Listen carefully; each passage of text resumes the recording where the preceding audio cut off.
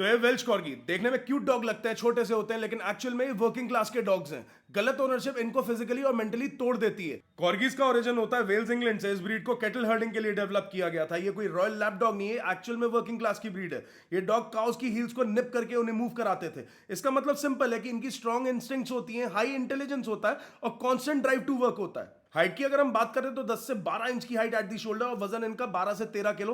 Body इनकी compact होती है लेकिन स्पाइन लॉन्ग होती है। ये इंपॉर्टेंट रिस्क फैक्टर है इनके लिए। कॉर्गीज हाईली इंटेलिजेंट, अलर्ट, लॉयल और कॉन्फिडेंट होते हैं, लेकिन ये स्टबर्न और इंडिपेंडेंट भी होते हैं। ये ब्लाइंडली ओबे नहीं करते, लीडरशिप को टेस्ट करते हैं। अगर तुम इनकंसिस्टेंट हो तो बिहेवियर प्रॉब्लम्स गारंटेड है। और तुम्हें इन्हें स्ट्रक्चर्ड एक्सरसाइज देनी पड़ेगी, सिर्फ कैजुअल वॉक से काम नहीं चलने वाला।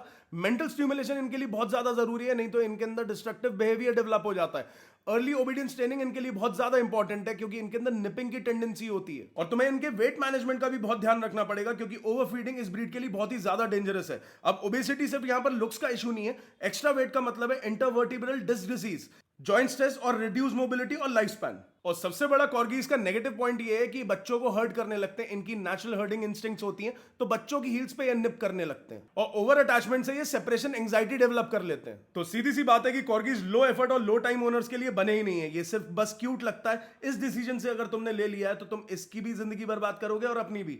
अगर आप कंसिस्टेंट हो, डेली एंगेजमेंट और लॉन्ग टर्म डिसिप्लिन नहीं दे सकते तो वेल्श कॉर्गी मत लो। तो डॉग को प्रॉब्लम बोलना गलत है, बल्कि हमें ब्रीड को समझना पड़ेगा, क्योंकि हर ब्रीड का अपना एक पर्पस होता है। और रिस्पॉन्सिबल पेट ओनरशिप का मतलब ही यही है कि किसी भी ब्रीड के हिसाब से हम अपनी लाइफ को कैसे एडजस्ट करते हैं। तो अगर आपके पास भी एक वेल्श कॉर्गी है जिसके साथ आप डेली खेलते हो, डेली चिल करते हो, तो उसका नाम कमेंट सेक्शन में मेंशन करके जाओ। ऐसी और वीडियोस के लिए अपने भाई को फॉलो करते रहो and be a responsible pet owner.